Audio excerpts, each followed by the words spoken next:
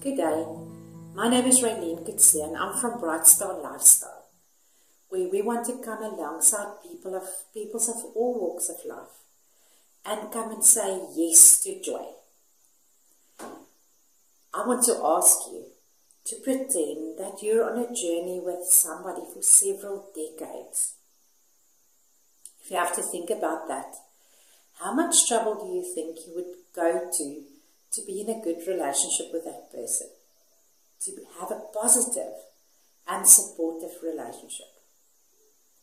The journey of life that we're all on isn't really much different to this journey that I've described. We're all on a journey, and our companion is the voice in our head. Even if you ignore it, you have a relationship with the voice in your head. The question today that I want to put out there is, how self-compassionate are you in your self-talk? Dr. Margaret Battles said, "You live the words you tell yourself in your mind." What are the words that you are living by? So what is self-compassion? Self-compassion is to be able to recognize when you're failing, when you're suffering, or when you feel inadequate, and to be kind to yourself and not ignoring yourself or being very self-critic about it. Self-talk is that talk in your head that's either loud or just in your head, a mental voice. It can be a good self-talk or a bad self-talk, a positive self-talk or a negative self-talk. Now, positive self-talk, a self-compassionate self-talk will motivate and encourage you, where a negative self-talk would limit you and stop you from growing.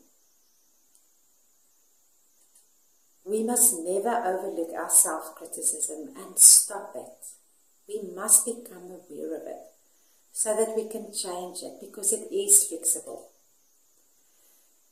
Now, Ryan and Becky said that there's 3 factors that we all need in our life to be able to grow. The one is autonomy, the other one is relatedness, and also competence.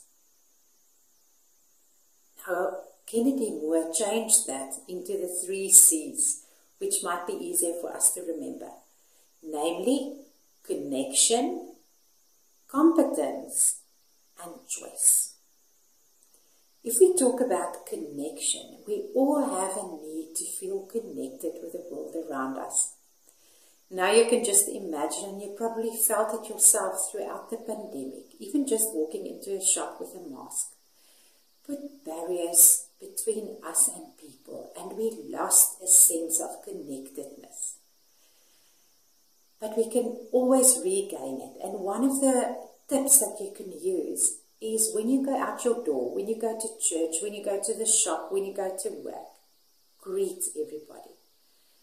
Make sure that you look people in the eye and acknowledge that they're there, so that you can feel more connected and not to impress. With competence, we all need a feeling that we're able to do something. Now, how do I develop my competence? I go out and I join a new class on whatever skill. A more advanced class on a skill that you already have, or a new skill. We develop a growth mindset, where we tell ourselves and develop the understanding that failure is not the end, it's part of growing. And then we also encourage ourselves to at least try 2 solutions to a problem before we ask for help. We all need the feeling that we have a choice. And that's also something that happened in the pandemic time. Our choices was taken away. So develop a mindset that says, what can that's what you start with. What can I do to solve this? What can I do as a first step? And please, please, please remind yourself, even if I make the choice, there isn't something like a perfect choice. It's the choice that I make in the moment with the wisdom that I have at this moment. I can change it, I can alter it, and I can totally make a new choice. So also be self-compassionate with yourself when you make a choice that you want to change later on. I want to encourage you now to put off to pause this recording for a little while and just think through these 3 factors: choice, competence, and connection. Give yourself a score out of 10. How much of that is present in your life at the moment? That sometimes we forget to be self-compassionate. And if we're not self-compassionate, we can't get to self-compassionate self-talk. I'm going to give 5 ideas on how to develop your own self-compassion. The first being practice forgiveness. Try and remember the moments that you connected your self-worth with perfection, where you felt that you were not good enough because you wanted to be perfect. Remember those moments where you got hurt because you were tired and you took something personal. Remember the times when you got hurt because somebody didn't notice you as a person.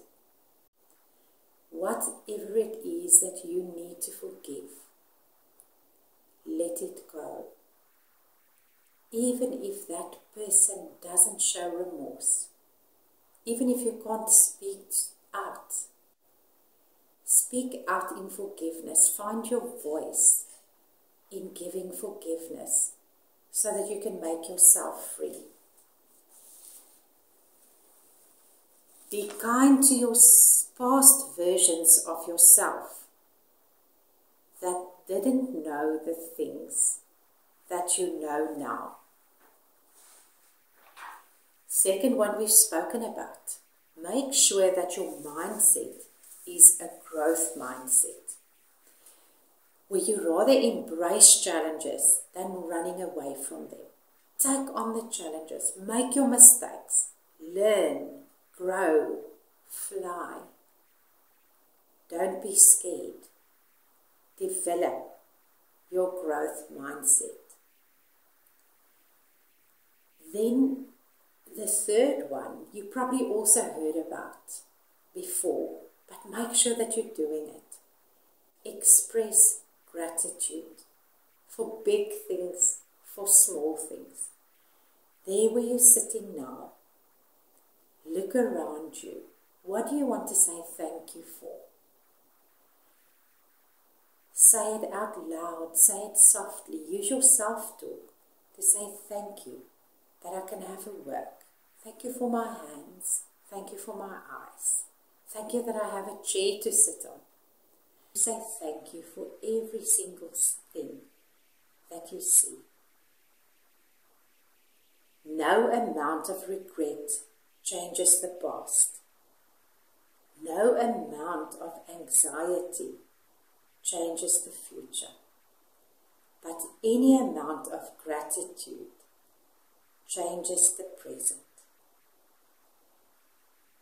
Change your present by saying thank you for what you have and not being busy with wishing that you have what you don't have.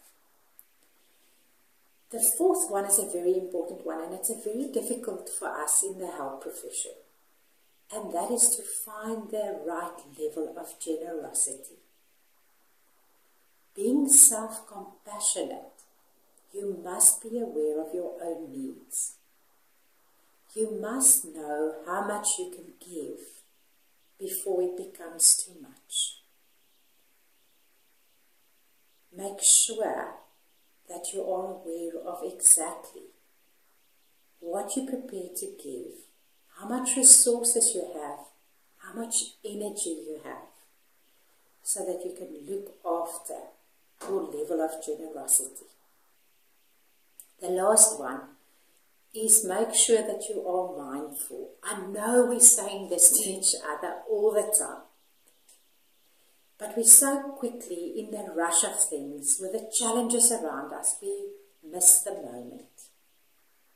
Make sure that you experience the moment so that you can hold it in your hands, look it in their eyes, and let it go.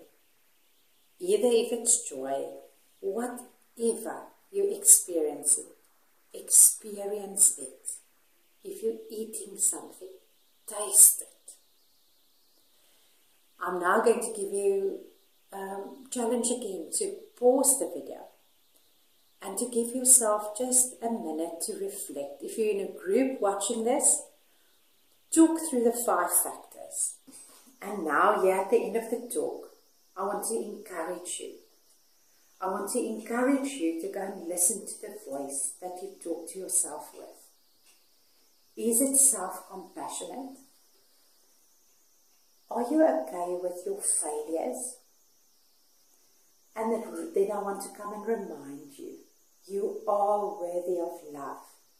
You are special. You are unique. Accept yourself. You are not perfect, but you are just fine the way that you've been made. Discover yourself. Discover people around you, and be self-compassionate in your talk to yourself. Give yourself another chance. Give yourself another moment to experience joy to the fullest. And maybe you didn't do everything right. And maybe you will make mistakes in the future. But you